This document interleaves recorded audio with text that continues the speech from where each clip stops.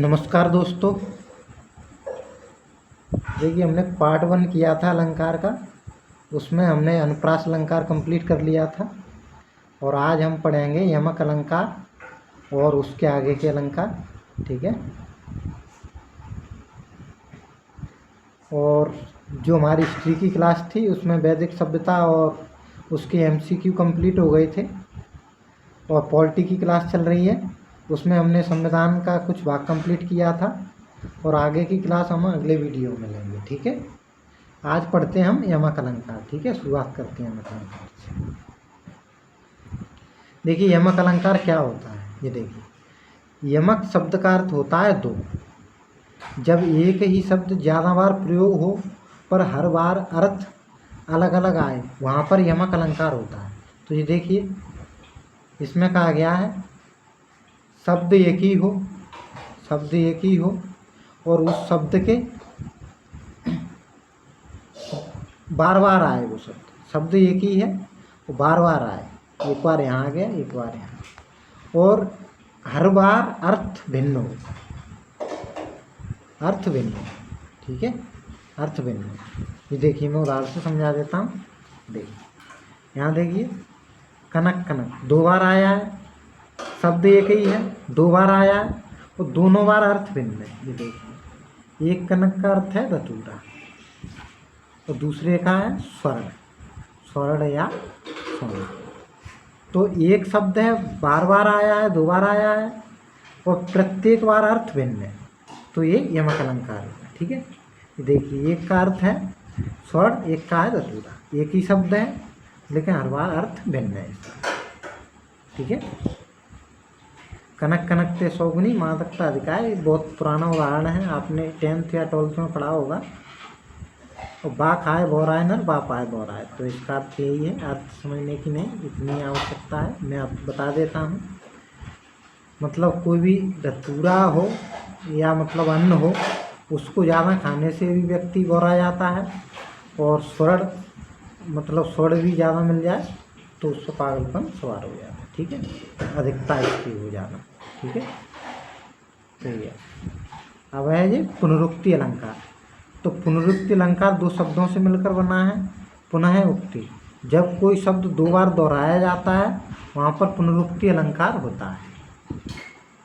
तो देखिए, मैंने यहाँ पुनरुक्ति अलंकार में दो भेद बताए थे आपको। एक होता है पुनरुक्ति प्रकाश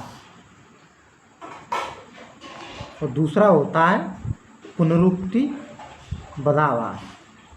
पुनरुक्ति बदावास, जिनमें मूल डिफरेंस ये है। पुनरुक्ति प्रकाश में क्या होता है, एक शब्द बार बार आए, पुनः उक्ति हो उसकी और अर्थ उसका एक ही हो, अर्थ एक ही हो। ठीक है। और पुनरुक्ति बदावास में एक शब्द अर्थ एक ही हो, शब्द देखिए पर्यायवाची, एक शब्द आया और पुनः उसका पर्यायवाची आया, तो ये पुनरुक्ति बदावास है। ठीक है, ये याद रखें। मैं उदाहरण से समझा देता हूँ। जैसे देखिए, पुनरुक्ति प्रकाश का उदाहरण एक लें हम, तो इसमें क्या है, इसमें एक ही शब्द बार बार आएगा। जैसे हैं, ऐसे या हैं आएगा जी, बार बार आ रहा है लेकिन अर्थ इसका एक ही है। ठीक है, एक ही अर्थ निकलेगा। और ऐसे देखिए, तो जबकि पुनरुक्ति बदावास में ये देखिए, दो पर्यायवाची शब्द आए, अचल भूधर, दोनों का अर्थ एक ही है, जबकि दो अलग अलग शब्द आए हैं। शब्द अलग अलग हैं लेकिन अर्थ एक ही है, दोनों का अर्थ पाड़ होता है, तो ये पुनरुक्ति बदावास हुआ। पुनरुक्ति प्रकाश में एक शब्द बार बार आएगा, एक ही अर्थ निकलेगा, लेकिन पुनरुक्ति बदावास में एक शब्द अर्थ बदल के आएगा। शब्द जो देखिए, शब्द होगा जैसे भूधर है, अचल है, एक शब्द है ये भूधर, तो एक ये भूधर है, एक अचल है, तो ये एक ही अर्थ में आए हैं दोनों शब्द, जबकि वहाँ भी एक ही अर्थ में आए थे लेकिन एक ही शब्द आ रहा था वहाँ, आया आया, लेकिन यहाँ शब्द पर्यायवाची के रूप में आ रहे हैं। एक ही शब्द में पर्यायवाची के रूप में, जहाँ अचल है यहाँ भूधर है, जबकि अर्थ दोनों का एक ही है, पाड़। तो अर्थ एक ही होगा, शब्द बार बार आएंगे, पुनरुक्ति बदावास में पर्यायवाची आएंगे, उसमें पर्यायवाची नहीं आएंगे, वही शब्द होगा। ठीक है, ये मूल डिफरेंस। ये है विप्सा अलंकार। जब आदर, हर्ष, शोक, विस्मयादि बोधक आदि भावों को प्रभावशाली रूप से व्यक्त करने के लिए शब्दों की पुनरावृत्ति हो तो उसे विप्सा अलंकार कहते हैं। ये देखिए, हर्ष होगा, शोक होगा, आदर हो, कोई भी भाव हो, इनमें से कोई भी भाव हो तो वहाँ ये विप्सा अलंकार होगा। ठीक है, ये देखिए, मोह मोह मोहन को मन भयो राधा में, राधा मन मोह मोह मोहन मई मई, तो ये हर्ष का भाव है। देखिए, तो ये राधा और कृष्ण के बीच के प्रेम प्रसंग है, तो ये विप्सा अलंकार है। ठीक है, याद रखना।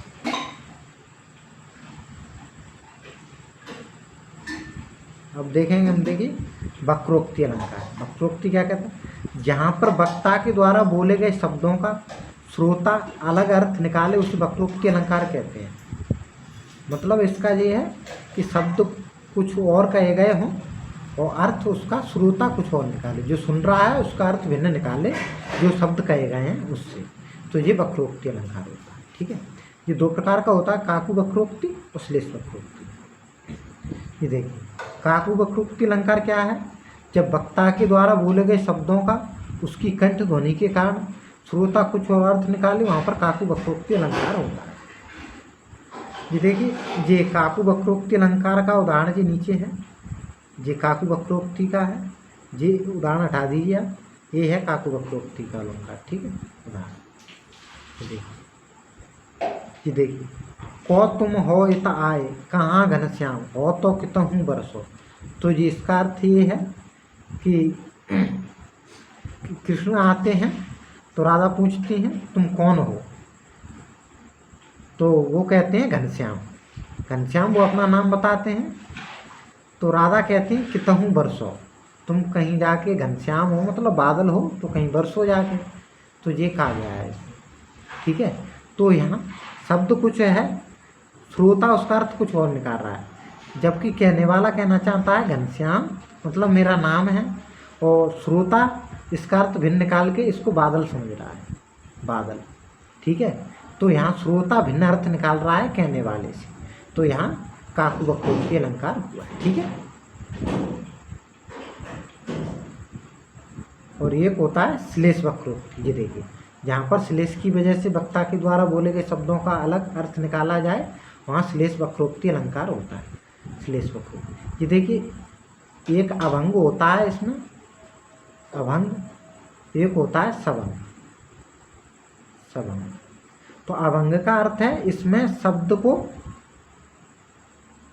मतलब भंग नहीं किया जाएगा, तोड़ा नहीं जाएगा, जबकि इसमें सभंग में शब्द को तोड़ के अर्थ निकाला जाएगा, शब्द को तोड़कर अर्थ निकाला जाएगा। ठीक है, ये मूल डिफरेंस अभंग वक्रोक्ति अलंकार और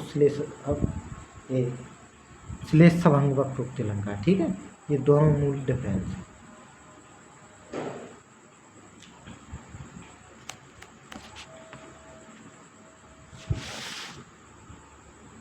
देखिए, तो मैं एक उदाहरण अभंग का और एक सभंग का बता देता हूँ। ठीक है, देखिए एक उदाहरण बता देता हूँ।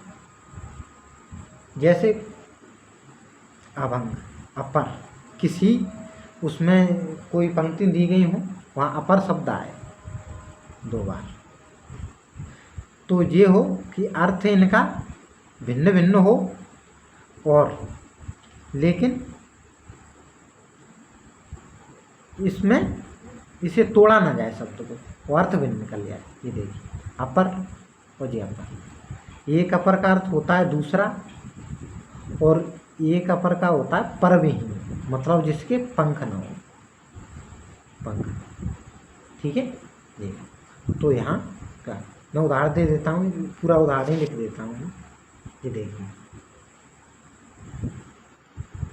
एक कबूतर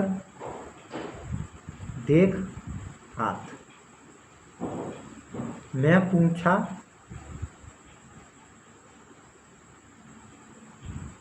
कहाँ अपर। एक कबूतर देख हाथ, मैं पूछा कहाँ पर, तो यहाँ पर का अर्थ है दूसरा। मैंने ये कबूतर हाथ में देखा तो पूछा दूसरा कहाँ है, अपर दूसरा। और जी देख दूसरी पंक्ति है, मैं बताता हूँ। दूसरी पंक्ति है, देखिए, उसने कहा कहाँ अपर। देखो वह उड़ गया। तो इसने अर्थ भिन्न लगा लिया, ये देखिए अपर का। इसका अर्थ है परविहीन, मतलब पंख नहीं है जिसकी।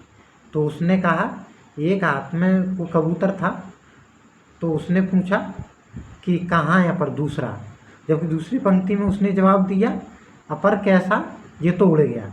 तो उसने अपर का मतलब दूसरा कहा, और यहाँ अपर का मतलब परविहीन निकला। तो एक शब्द है, दो बार उत्तु हुआ है और हर बार अर्थ भिन्न है, जबकि इस शब्द को तोड़ा नहीं जा रहा है तो भी भिन्न अर्थ निकलता है। ठीक है, तो ये अभंग होगा। अभंग मतलब भंग न किया जाए, जैसे अभंग होगा। ठीक है, तो एक होता है सभंग, जहाँ शब्द को भंग किया जाए, तोड़ा जाए। तो उसका एक उदाहरण बता देता हूँ मैं।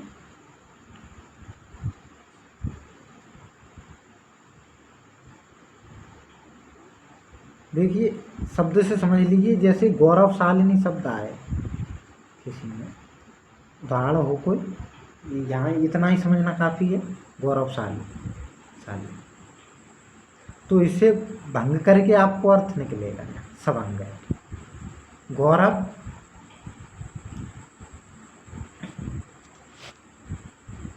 और शाली, यहाँ देखिए,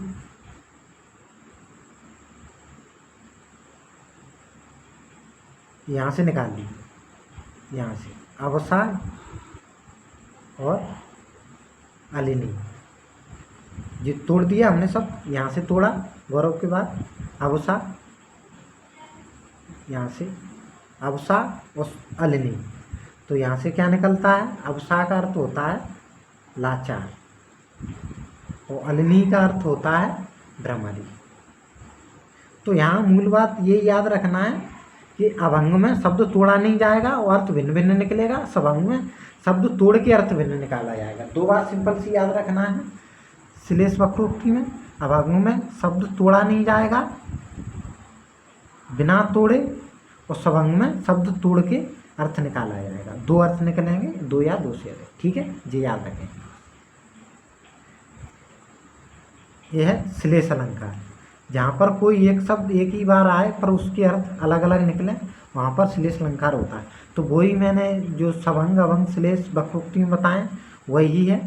शब्द एक ही शब्द आएगा, उसके अर्थ भिन्न भिन्न निकलेंगे। ठीक है, शब्द एक ही बार आए पर उसके अर्थ अलग अलग निकले। ठीक है, ये देखिए, रहमन पानी राखिए बिन पानी सब सून, पानी गए न उगरे मोती मानस चून।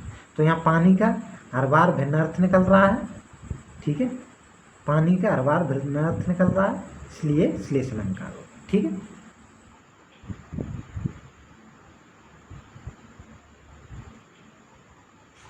आपको इसमें श्लेष अलंकार में वही अभंग वक्रोक्ति अभंग और जो सभंग वक्रोक्ति है उसके उदाहरण याद रख लेना है। ठीक है, तो उसमें ये काम आ जाएगा। ठीक है, अब ये है अर्थालंकार, जहाँ पर अर्थ के माध्यम से काव्य में चमत्कार होता है वहाँ अर्थालंकार होता है। ठीक है, वहाँ अभी तक देखा हमने सभी में शब्द के माध्यम से चमत्कार उत्पन्न हो रहा था। अब देखेंगे हम यहाँ अर्थ के माध्यम से चमत्कार उत्पन्न होगा, कि जहाँ अर्थ समझ लेंगे, इसलिए हमने यहाँ भी पढ़ा। यहाँ अर्थ नहीं समझा जाना, शब्द देखे हमने। अब यहाँ हम अर्थ देखेंगे, पूरा अर्थ करेंगे, तब देखें क्या अर्थ निकल रहा है, फिर उसके बाद क्या चमत्कार उत्पन्न हो रहा है। तो इसे हम अर्थालंकार कहेंगे। देखिए, अर्थालंकार के ये भेद दिए गए हैं, उपमा रूपक उत्प्रेक्षा। इनमें से जो इम्पोर्टेंट हैं, जो महत्वपूर्ण हैं, उन्हें हम कर लेंगे। ठीक है, ये दिए गए हैं सभी, उपमा रूपक उत्प्रेक्षा, दृष्टांत, संदेह, अतिशयोक्ति, उपमेय उपमा, ये सब दिए गए हैं। देखिए, इतने हैं, इनमें से जो इम्पोर्टेंट होंगे वो हम कर लेंगे। ठीक है,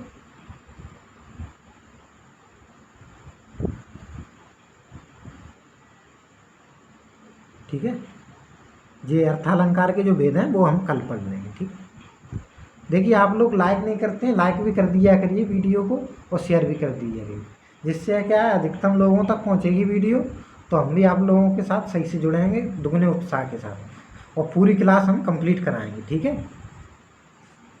और सब्सक्राइब भी कर लीजिए जिन्होंने चैनल को सब्सक्राइब नहीं किया है, जिससे वीडियो स्किप ना करें आप। ठीक है, क्लास हमारी ऐसे ही चलती रहेंगी और आपको पूरा कोर्स कराएंगे हम। ठीक है, कंप्लीट कराएंगे हम। सभी एग्जाम के लिए ये महत्वपूर्ण हैं जितनी भी क्लास चल रही हैं। ठीक है, धन्यवाद।